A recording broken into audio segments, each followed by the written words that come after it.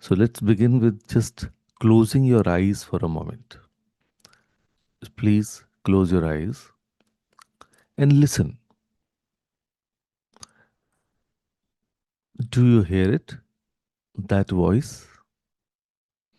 The one that's been chattering away since you woke up this morning. The one that commented on your reflection in the mirror, narrated your commute, judged your breakfast choice, and is right now wondering where I'm going with this. Now, that voice speaks to you more than your mother, your spouse, your best friend, or your boss ever will.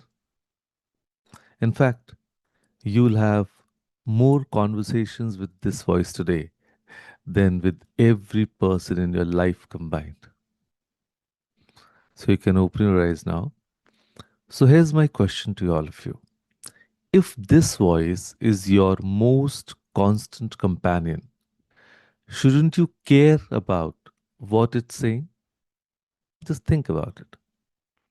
So, today we are going to talk about mastering your inner dialogue because the conversation happening inside your head is either building you up or quietly tearing you down. So, let me paint you another picture. There's a girl, Priya. She's getting ready for an important presentation at work. She's prepared. She knows her material. But as she's adjusting her sari in the mirror, that voice kicks in. This doesn't look right. You look tired. They're going to notice you're nervous. What if you forget what to say? Remember last time when you fumbled? You're not good at this. And by the time she walks into that meeting room, she's not battling the presentation anymore. She's battling herself. And now let's imagine Rajesh. He's been meaning to start exercising for months. And one evening, he actually puts on his sneakers, but that voice immediately protests. It's too late now. You're too out of shape. People will laugh. You couldn't stick to it before, so why would this time be different? Just start tomorrow. The sneakers go back in the cupboard. So here's what's fascinating. Neither Priya nor Rajesh faced actual obstacles.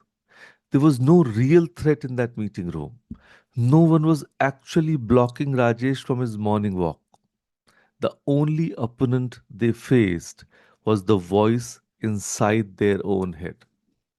So your internal dialogue isn't just background noise. It shapes your confidence, your resilience, and ultimately your decisions.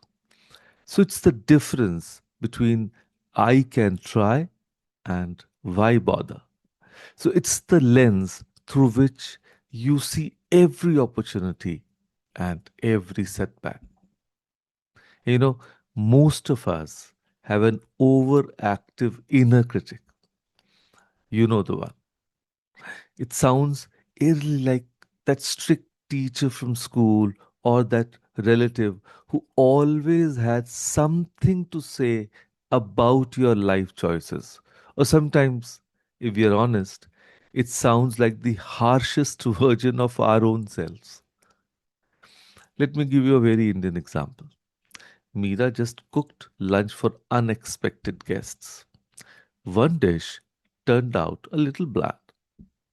But does her inner voice say, well, seven dishes were great and this one just needs salt?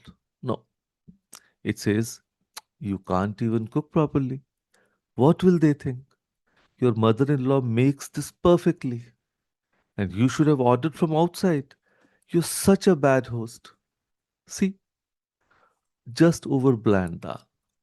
Or take Arjun, who's just returned from a job interview. He answered most questions well, but stumbled on one technical question. A designer voice, you blew it. They definitely won't hire you. You looked like a fool. Everyone else probably answered that perfectly. you're never going to get a good job. So, this is your inner critic. And here's the problem: we have all been taught to be humble, to not boast, to stay grounded. But somewhere along the way, we confused humility with self cruelty. So, what we need instead of an inner coach, not a cheerleader who pretends everything is perfect, but a wise, compassionate mentor who tells us the truth with kindness. The inner coach doesn't say, "You're amazing at everything," when you make a mistake, but it says, "That didn't go as planned. What can you learn?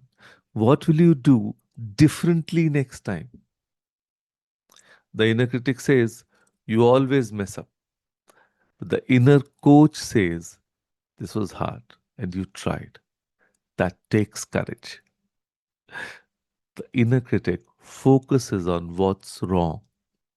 The inner coach focuses on what's possible. So, how do we make this shift? How do we mute the critic and train the coach? So, it starts with awareness. You have to catch these thoughts. Most of our self talk is so automatic, we don't even notice it's happening. It's like breathing.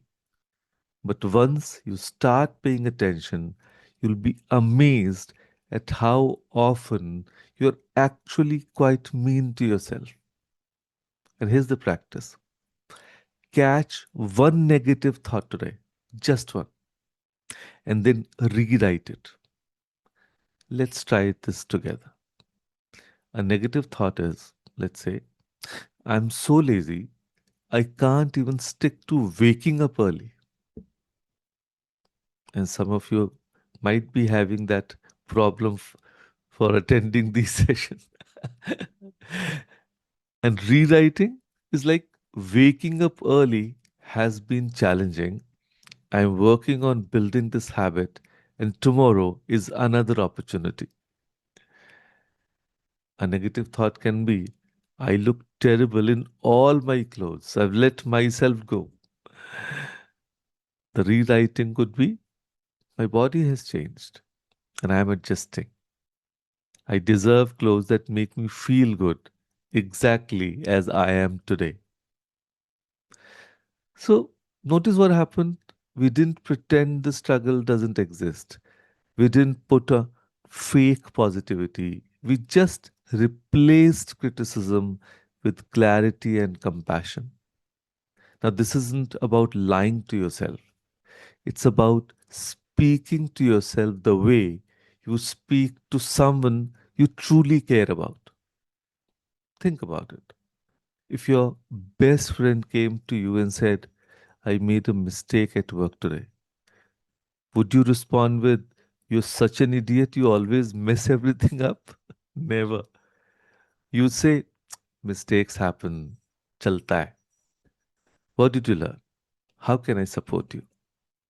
So you deserve the same kindness from yourself, especially from yourself. And here's the beautiful truth I want to leave you with today: your inner dialogue isn't fixed, it's not your destiny, it's simply a habit. And like any habit, it can be changed. Every time you catch a harsh thought, simply rewrite it. You're not just being nice to yourself, you're literally rewiring your brain. You're building a new neural pathway. You're teaching yourself a new language, the language of self compassion. And when you change the way you speak to yourself, something magical happens. You start taking risks you're too scared to take. You start believing in possibilities you had dismissed. You start showing up differently in the world, not because the world changed, but because the conversation in your head changed. And remember, you speak to yourself more than anyone. Make it a conversation worth hearing. So here's your call to action for the day. And it's beautifully simple. मैं homework तो आसान ही देता हूँ वैसे भी, ठीक है ना? So for the next 24 hours, become a witness to your inner voice. Just notice it. When you catch it being harsh, just take a pause. Take a deep breath and rewrite that thought with the same kindness you would offer someone you love. Just one day, one thought at a time. Because the most important relationship you'll ever have is the one with your own self. And that relationship begins with how you speak when no one else is listening. So, with that thought, thank you. Thank you, everyone, for joining us today. Thank you.